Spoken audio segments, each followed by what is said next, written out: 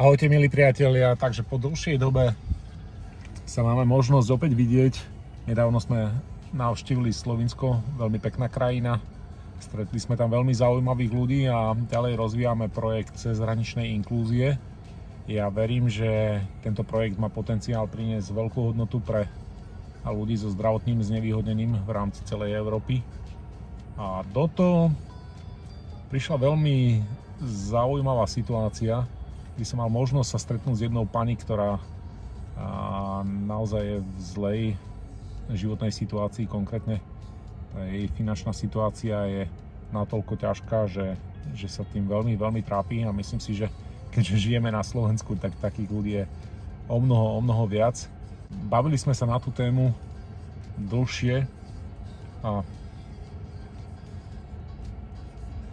jasné je, že ľahko sa hovorí, že zmeni svoj emočný stav, svoje myslenie a potom sa zmení aj ten tvoj vonkajší svet. Ale v princípe ide o to, že častokrát to takto aj býva.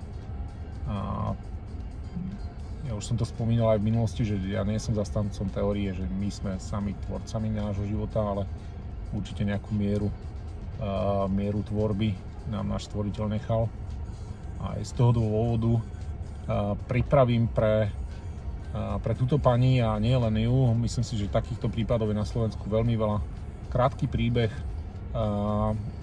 kde sa budete mať možnosť dozvedieť viac, akým spôsobom switchnúť, prepnúť ten svoj emočný stav a zmeniť to. Ja verím, že to priniesie mnohým z vás teda minimálne ten lepší pocit.